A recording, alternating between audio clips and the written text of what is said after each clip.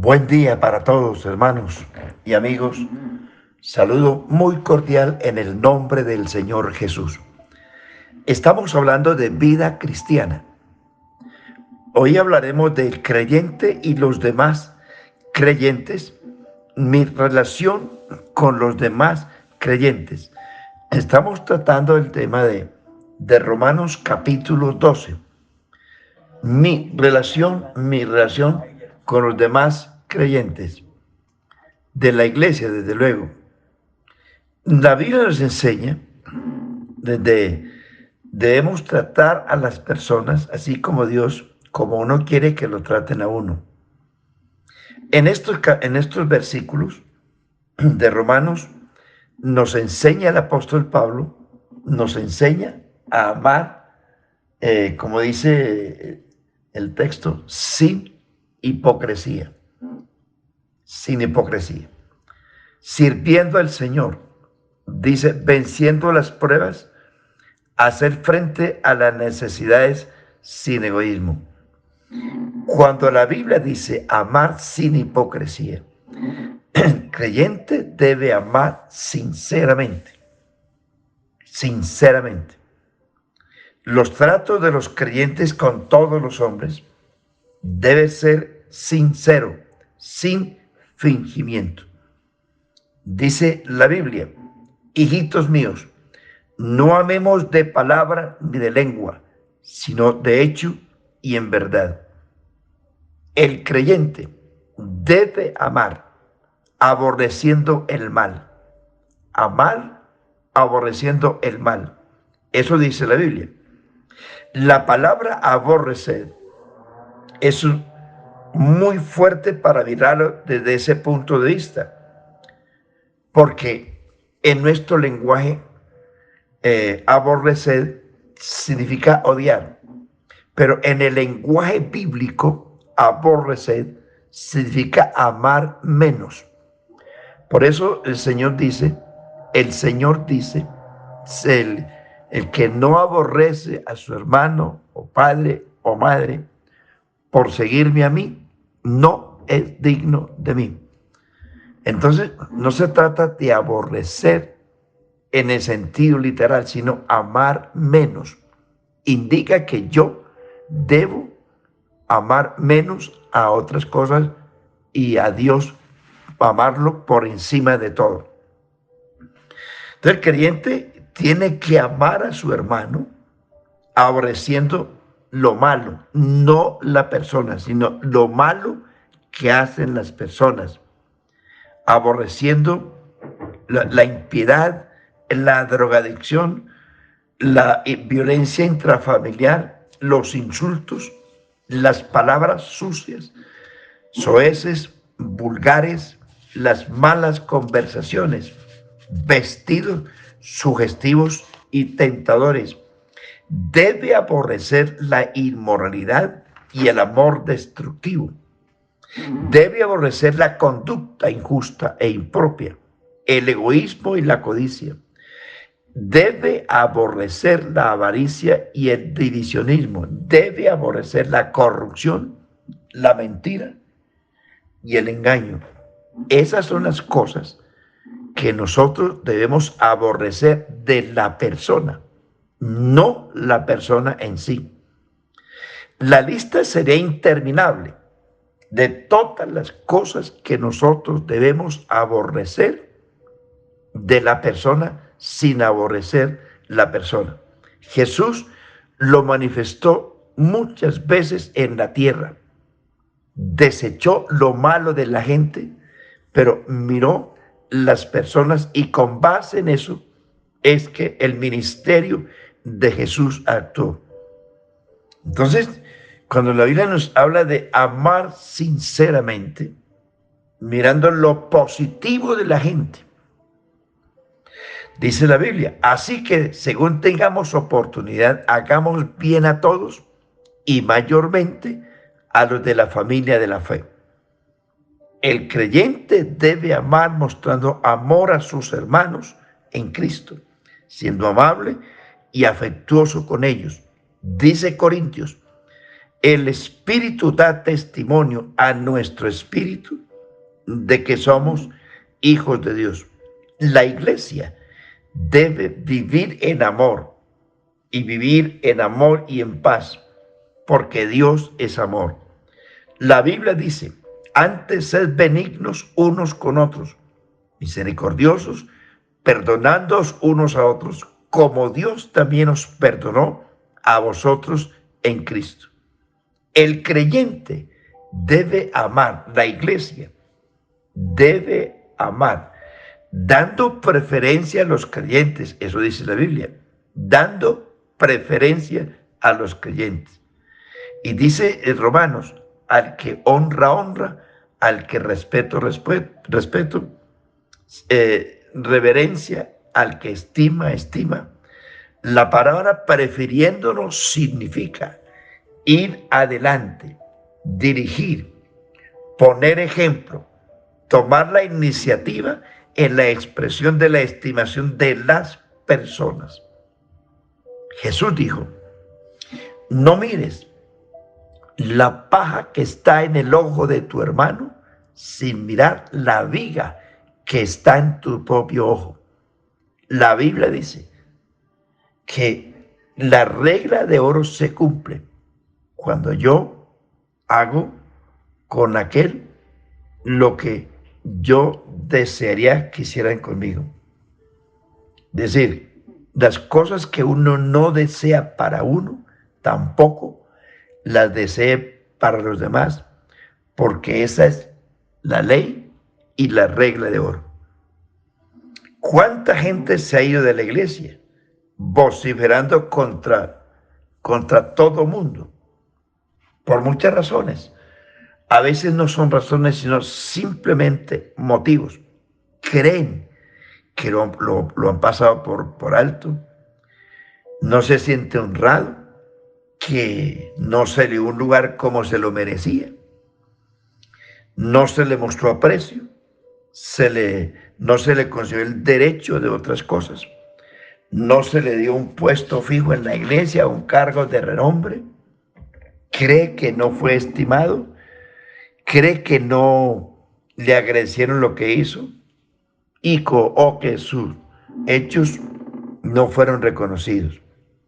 Eso también es muy importante, hermano, que lo que uno hace en la iglesia no espere recompensa de nadie. De nadie.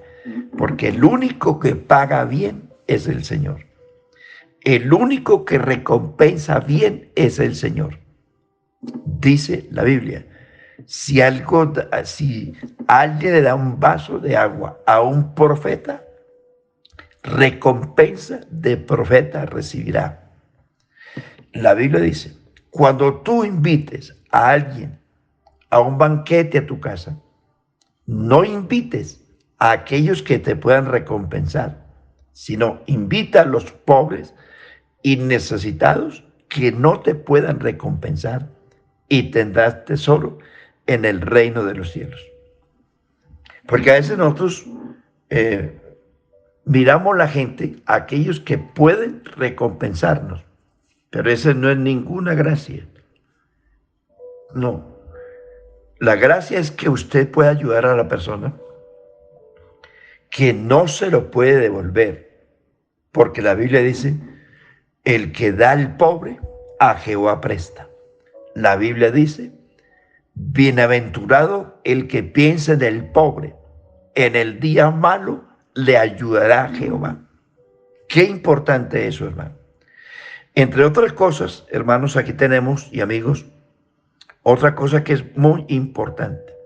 Servir a Dios en esto, cuando dice servir a Dios con diligencia, nos está indicando que el servicio a Dios no puede ser flojo, ni vacilante, ni dilatorio. No esperemos que nos empujen. Si Dios te llama para algo, es porque algo debes hacer. Y hemos citado muchos versículos de Marcos 3:14. Dice que Jesús subió al monte a orar y dice, y llamó a los que él quiso, a los que él quiso. Y luego dice, para que estuvieran con él, y les dio autoridad para sanar enfermos, echar fuera demonios, y les dio autoridad para que anunciaran el reino de Dios. Bien eso, los que él quiso.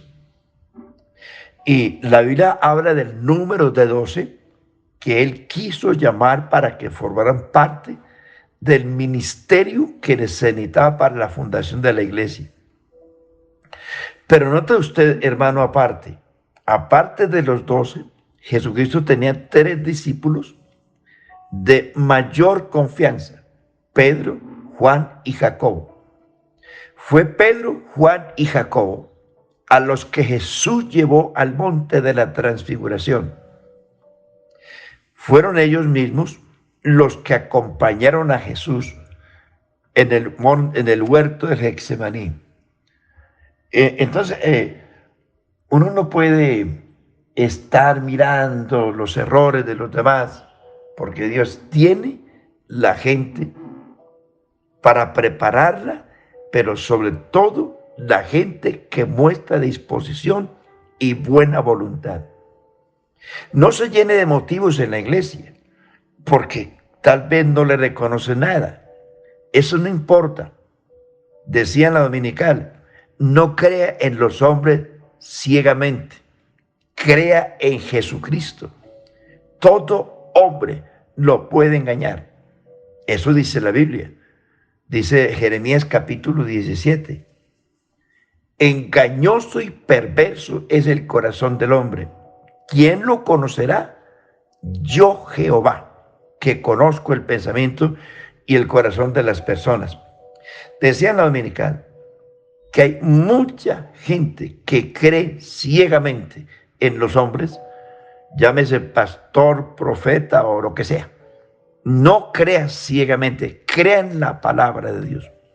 Y que por ahí en la costa hay una iglesia evangélica que se estuvieron todo el tiempo, como 3 semanas, diciendo que Jesús venía el viernes anterior. Eso no ocurrió.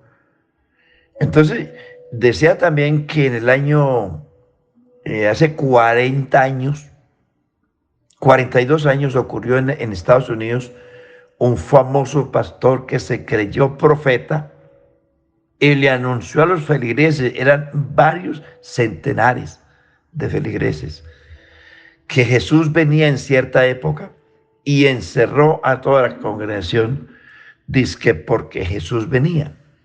Como eso no ocurrió, dice la historia y la noticia, 42 años, se cumplió esa noticia trágica de un falso pastor y los envenenó a todos. La astucia que él utilizaba era que tenía que tomarse un brebaje para que el cuerpo se desintegrara con el fin de que el espíritu se librara y fueran arrebatados. ¡Qué herejía! ¡Qué mentira! Y terminaron suicidándose todos. Yo recuerdo también, hace unos 40 años más o menos, por la ciudad de Manizales, se levantó un movimiento, un grupito evangélico. Aún miembros de nuestra iglesia salieron corriendo. Alguien por ahí que soñaba que era un profeta, que Dios le mostró, que Dios le iluminó, y que tenían que irse a las montañas del Caquetá a esperar al Señor, porque en esos tiempos venía. Que tenían que salir de las ciudades contaminadas para ir al monte, a las montañas del Caquetá a purificarse. Y se fueron, un grupo grande se fueron. Por ahí estuvieron un poco de semanas. Como Jesús no vino, aparecieron por ahí algunos. Ojo con eso, hermano. Jesús viene, pero del día y la hora nadie sabe. Nadie sabe. Entonces, por ahí que aparecen evangélicos soñando que Dios les mostró, que Dios les dijo, que tuvieron una revelación, y mire cómo queda la gente. Y lo peor de todo es que la gente generaliza todo. Yo sí le ruego a los hermanos nuestros, pentecostales unicistas del nombre de Jesús. No le crean a ese montón de profetas televangelistas que andan anunciando por radio y televisión que Dios le mostró, que Dios le dijo, que él vio una visión, que vio un ángel por el techo y que le dijo. Repito lo que he dicho tantas veces, lo que Dios quiere que usted sepa está escrito, está en la Biblia. Por eso le digo a la iglesia, crea en la Biblia. Jesucristo y los apóstoles siempre citaron las escrituras. Ellos dijeron, está escrito, y citaron todo el Antiguo Testamento. ¿Qué tiene que hacer la iglesia hoy? Citar la Biblia. La Biblia dice tal cosa. Todo lo que usted tiene que saber está escrito ya. Nos toca es pedirle a Dios revelación de lo que ya se dijo. Entonces no piensen por ahí que porque las cosas que están sucediendo, que ya viene, que viene.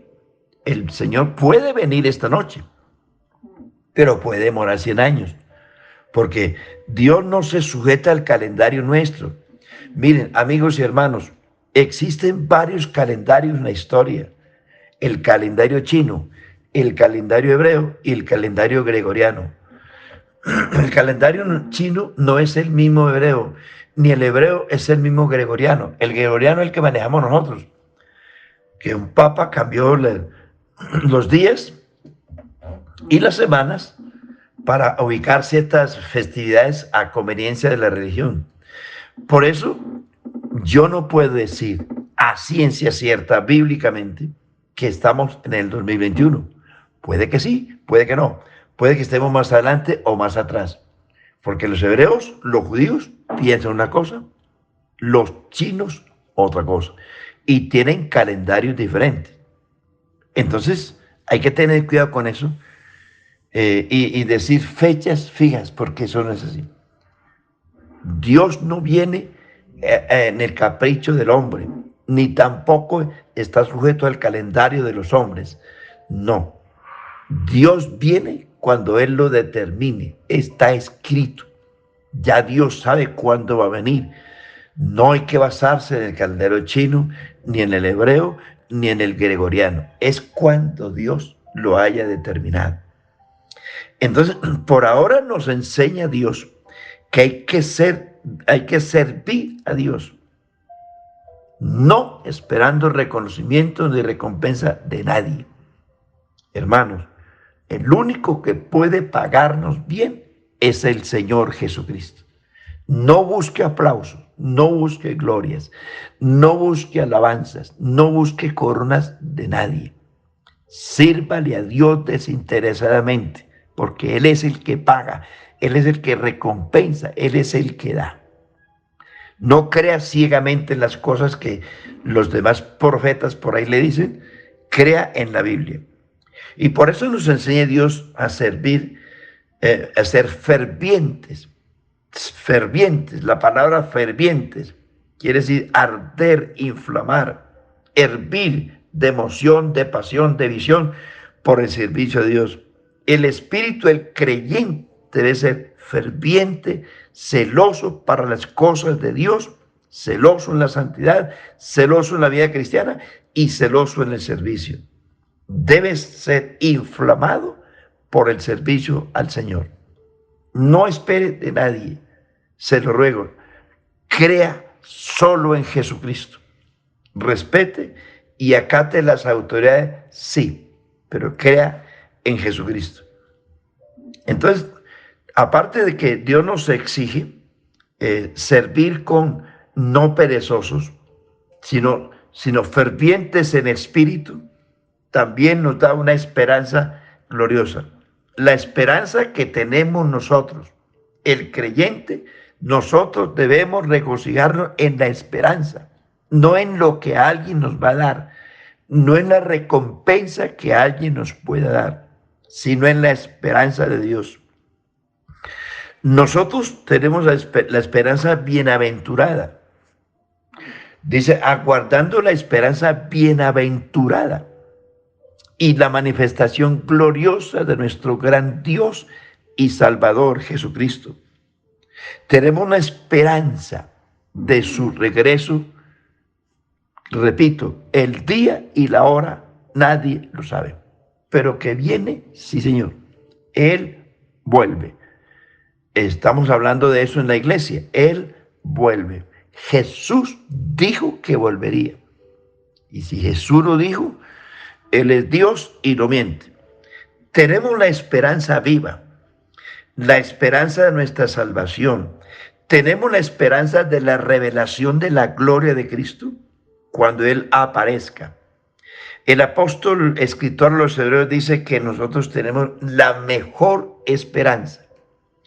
La carta a los Hebreos se identifica por la palabra mejor. Mejor vida, mejor esperanza, mejor sacrificio, mejor sangre, mejor recompensa. En fin, la palabra mejor sobresale en la carta a los Hebreos. El apóstol Pablo dice que nos gloriamos en la esperanza. El apóstol Pablo dice que la prueba produce esperanza. El apóstol Pablo dice que la esperanza no avergüenza. El apóstol Pablo dice que debemos sembrar con esperanza. Pablo dice que él oraba con la esperanza de tener la revelación para la iglesia. El apóstol Pablo nos dice que somos llamados a la misma esperanza.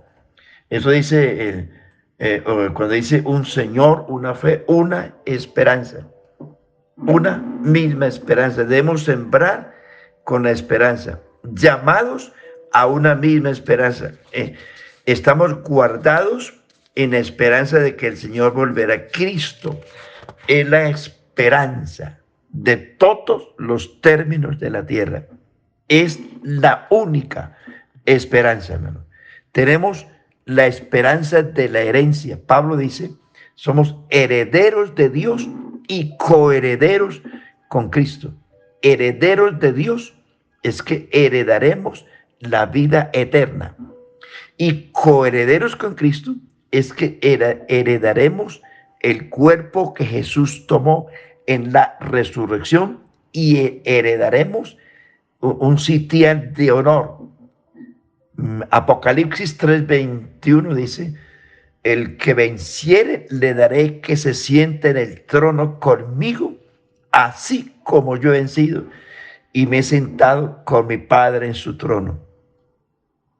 De modo que cuando dice herederos de Dios, está hablando de la vida eterna, y coherederos con Cristo está hablando de la transformación de nuestro cuerpo, el cual será semejante al cuerpo de la gloria suya.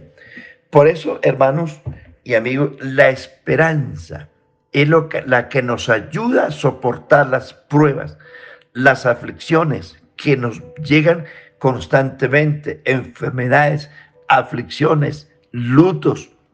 En esta época que estamos viviendo, cuántas familias, hermanos y amigos, cuántas familias que han perdido sus seres queridos, ancianos, jóvenes, niños, adolescentes, se nos han muerto por causa de la situación que vivimos. Pero hermanos, es la esperanza la que nos mantiene vivos en Cristo. Dice Pablo, hablando de la venida del Señor, dice, no se entristezcan como aquellos que no tienen esperanza, porque si creemos que Jesús murió y resucitó, traerá Dios con Jesús a los que durmieron en él. Por eso, hermano, que ha perdido un ser querido, dele gracias a Dios, porque esa persona, aunque duele en el alma, eso no se le desea a nadie, aunque duela en el alma, dele gracias a Dios por esa persona que murió en Cristo. Esa persona que cruzó la meta, que llegó a la raya final, que ganó la batalla, que se salvó. Mientras tanto, nosotros aquí estamos luchando, batallando, porque estamos en peligros, rodeados por todas partes de peligros. Pero el que llegó, gracias a Dios, coronó la carrera. Por eso, hermano, siempre que se vaya un ser querido de nosotros, dale gracias a Dios. Si murió en Cristo, gracias al nombre de Jesús, si murió en Cristo. Así que, hermanos, adelante, tranquilo. que todo lo puedo en Cristo que me fortalece. Por eso dice que la esperanza es la que nos ayuda en las pruebas, nos ayuda a soportar valientemente. Tenga en cuenta lo que dice la palabra de Dios simple. La esperanza, hermano, nos ayuda a perseverar en la oración. La palabra constante significa dar atención permanente, estar dedicado y atento, a dar cuidado incesante, a esperar firmemente, a perseverar en el camino a través de las diversas tribulaciones y circunstancias que se nos vienen a diario. La esperanza para el cristiano debe convertirse en un verdadero mayordomo de administrar su vida espiritual, porque así como usted debe ser un buen mayordomo para administrar sus bienes, también tiene que ser un buen mayordomo para administrar su vida cristiana, porque su vida cristiana también requiere que la administre bien. Administre bien su vida cristiana, su vida de oración, su vida de devocional, de culto, su vida de lectura de la Biblia. Recuerden que Dios es primero, después lo suyo, después su hogar, después sus bienes, primero Dios. Entonces, esta es la esperanza, hermanos, que nos ayuda a mantenernos firmes y constantes, creciendo en la obra del Señor siempre, sabiendo que vuestro trabajo en el Señor no es en vano. Feliz día para todos.